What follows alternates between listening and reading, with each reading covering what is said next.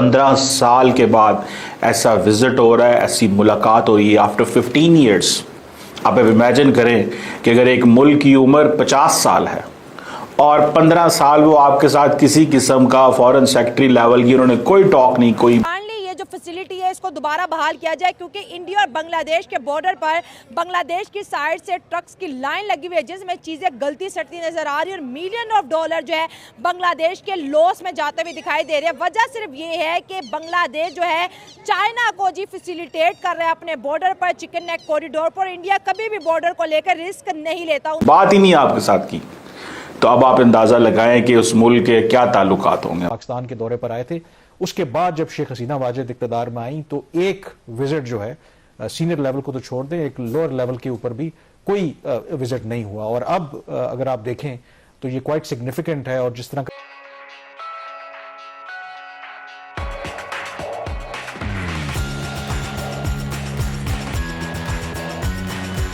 ہمارے ساتھ, لیکن وہ گئی تو ہیں, لیکن پاکستان کے لیے بڑا مسئلہ کھڑا ہو گیا. وہ کیا مسئلہ کھڑا ہوا ہے؟ میں ابھی ایک بنگلہ دیش کے صحافی کو انٹرویو دے رہا تھا اور ان کی مجھے کال آئی, ایک انٹرنیشنل نیوز آؤٹ لیٹ کے لیے وہ کام کرتے ہیں, اور انہوں نے مجھ سے ایک سوال پوچھا جس نے مجھے تھوڑا پریشان کیا. سوال یہ ہے کہ پاکستان کے پاس تو پیسے ہی کوئی نہیں ہے اور بنگلہ دیش پاکستان سے تقریباً 4.5 بلین ڈالر مانگ رہا ہے. اور وہ کس چیز کے مانگ رہا ہے؟ وہ کہہ رہا ہے جی کہ جتنے بھی وار ڈیمیجز ہوئے اس کی کمپنسیشن کی جائے. اراؤنڈ 4.56 بلین ڈالر کی وار ڈیمیجز ہوئی ہیں, اس کی وہ کہتے ہیں جناب آپ کمپنسیشن کریں ہمیں. اگر آپ کو کمپنسیشن نہیں کرتے تو پھر ہمارے اور آپ کے تعلقات جو ہیں اس میں وہ نارملائزیشن بہت سلو آئے گی. اب میں آپ کو بتاؤں, جب سے یہ تعلقات بہتر ہوئے ہیں, ابھی پاکستان کے وزیر اعظم شہباز شریف کی محمد یونس صاحب سے آئی تھنک D8 میں ملاقات ہوئی تھی, اور D8 میں ملاقات کا مطلب یہ ہے کہ پاکستان جو ہے اس نے ان کو ریکویسٹ کی کہ وہ آئیں پاکستان اور محمد یونس صاحب اور وزٹ کریں اور تعلقات کو نارملائز کریں. لیکن وہ نہیں آئے ابھی تک. وہ ہر دنیا اور خطے کے ملک میں جا رہے ہیں, لیکن وہ مودی صاحب سے مل بیٹھے ہیں, وہ شی جن پنگ سے مل بیٹھے ہیں, لیکن وہ پاکستان نہیں آ رہے. لیکن انہوں نے کیا بہت کچھ ہے. نارملائزیشن پاکستان اور بنگلہ دیش کے درمیان بہت سپیڈ سے ہو رہی ہے, اتنی سپیڈ سے ہو رہی ہے کہ ایک لمبی لسٹ ہے وہ جو میں ایکسپلین کرنے لگا ہوں کہ کیا کیا اپرچونٹیز ہیں, کیا کیا کام کیا جا سکتا ہے. لیکن یاد رکھیں دونوں ملک ابھی بھی there is a lot of time to connect, ملنے کا, کام کرنے کا بہت سے. پہلی چیز مجھے ایک ریسنٹلی پتہ چلی کہ بنگلہ دیش نے پاکستانیوں کے لیے جو ویزا رولز ہیں وہ انتہائی نرم کر دی ہیں. اگر آج آپ نے بنگلہ دیش جانا ہے, آج آپ ویزا اپلائی کریں, کل آپ کو ویزا مل جائے گا, پرسوں آپ فلائی کریں, بلکہ کل رات ہی نکل جائے. یہ تیزی دکھا رہا ہے اس وقت بنگلہ دیش, اور سیم وائس ورسا پاکستان بھی.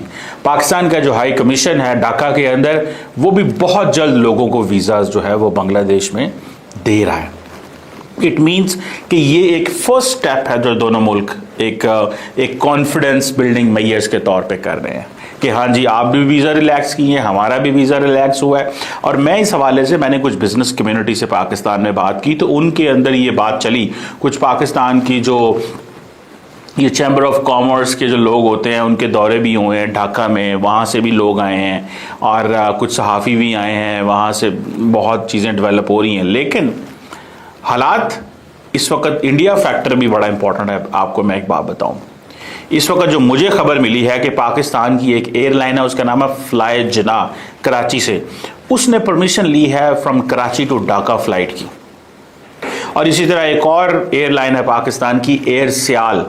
یہ ساری فلائٹس دبئی تک جاتی ہیں یا مڈل ایسٹرن ڈیسٹینیشن تک جاتی ہیں.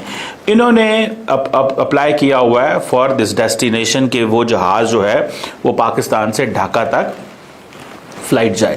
سو اٹ مینس کہ جہاں پہ ویزے مل رہے ہیں وہاں پہ فلائٹس کی بھی ایکٹیویٹی بہت زیادہ ہو گئی ہے. سو یہ ایک آپ سمجھ لیں کہ یہ ایک ڈیولپمنٹ ہے. اور دوسرا آپ کو یہ بھی پتا ہے کہ माजी में जब भी पाकिस्तान और बांग्लादेश के दरमियान मामलात हुए तो कुछ लंबी कंडीशंस बांग्लादेश की तरफ से आए। एक तो बांग्लादेश जब हसीना वाजिद हुआ करती थी तो उस वक़्त एक अनकंडीशनल अपॉलॉजी, 1971 की जो वॉर की अनकंडीशनल अपॉलॉजी, माफ़ी मांगे Pakistan. Will Pakistan ask Bangladesh to forgive us? Reception उन्हें दिया गया है, दैट शोज के वो जो हम शुरू में बात कर रहे थे कि दोनों तरफ से एक पॉजिटिव सेंटिमेंट था कि क्या ये ट्रांसलेट होगा इनटू समथिंग सब्सटेंटिव।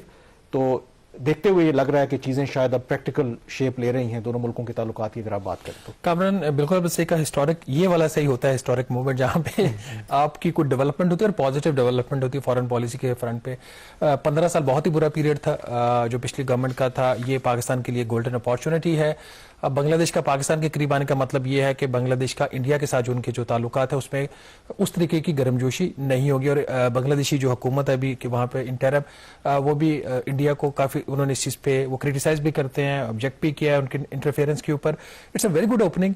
पिछले जो 15 साल थे मुझे तो उसका सिर्फ एक एग्जाम्पल याद है क्योंकि हमारे ताल्लुकात नहीं रहे। मैंने एक स्कैंडल रिपोर्ट किया था नेशनल बैंक ऑफ पाकिस्तान की बांग्लादेश ब्रांच में। वहाँ पे कोई 18 अरब रुपए का स्कैम था, वो मैंने रिपोर्ट किया। वो मामला टेकअप हुआ, नैब में गया, स्टैंडिंग कमेटी ऑन फाइनेंस ने टेकअप किया। तो जब रिकवरीज की बारी आई तो नेशनल बैंक के लोग जब बांग्लादेश जाते थे पहले तो उनको वीजाज नहीं मिलते थे, उनको तंग किया जाता। फिर उनकी जो सेंट्रल बैंक थी बांग्लादेश की वो उनके साथ कोऑपरेट नहीं करती थी। इस हद तक ताल्लुकात खराब थे, मतलब वो जिस हद तक वो तंग कर सकते थे उन्होंने किया, लैक ऑफ कोऑपरेशन था। तो ये तो सिर्फ एक ओपनिंग है ना, और it's a very good development. और इसके साथ ही इस अपॉर्चुनिटी को इनको लूज नहीं करना चाहिए। सॉफ्ट जो एरियाज हैं, डिफेंस तो एक साइड होगी ना, जो इसके साथ साथ जो सिविलियन साइड पे सॉफ्ट एरियाज हैं, स्कॉलरशिप, विजिट्स, एक दूसरे की कंट्रीज में आना जाना, इसके ऊपर मेरा ख्याल अगर फोकस हो जाए तो we can recoup the losses. बिल्कुल, आई थिंक फोकस उस पर है भी। और ये जो विजिट अगर आप बात करें तो सब्सटेंटिव चीज़ों की बात कर रहे थे। जो एयर चीफ से उनकी मुलाकात हुई है बांग्लादेश के डेलीगेशन की, तो उसमें उन्होंने दिलचस्पी जाहिर की है JF-17 थंडर में, जो आपको पता है कि पाकिस्तान और चाइना ने मुश्तरका ये डेवलप किया था। और अगर दिलचस्पी लेने का मतलब ये है कि पब्लिकली ये स्टेटमेंट आई है कि जो बांग्लादेश का डेलीगेशन है उन्होंने इंटरेस्ट शो किया है। तो पाकिस्तान ऑलरेडी ज़ाहिर है कि JF-17 थंडर जो बना रहा है, म्यांमार में, नाइजीरिया ऑलरेडी वो इस्तेमाल कर रहे हैं तैयारे, और इराक, अजरबैजान ने भी दिलचस्पी जाहिर की है, इराक भी इंटरेस्टेड है।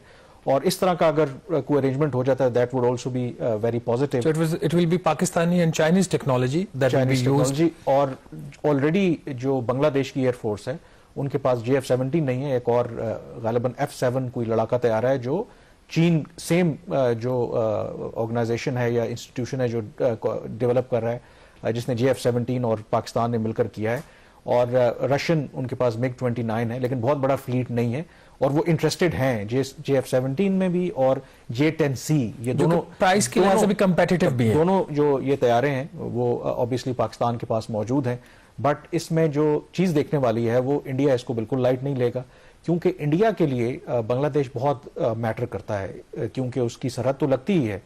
फिर इसमें जो 7 नॉर्थ ईस्टर्न स्टेट्स हैं जहां पर गड़बड़ रहती है, और एक आपने सुना होगा चिकन्स नेक सिलीगुड़ी कॉरिडोर है, जो भारत का कनेक्शन है विद 7 जो उनकी सिस्टर स्टेट्स हैं, वो एक छोटी सी पट्टी है और वहां पर चीन भी बैठा हुआ है। और कहते हैं कि in case of any fall out with China, अगर वो जो चिकन्स नेक है या मुर्गे की गर्दन है, अगर उसको दबोच लिया जाए तो भारत के पास रास्ता नहीं है उन 7 जो रियासतों को एक्सेस करने के लिए, सिवाय बांग्लादेश के। और शेख हसीना वाजिद के टाइम पर वो एक्सेस उनको दिया गया था।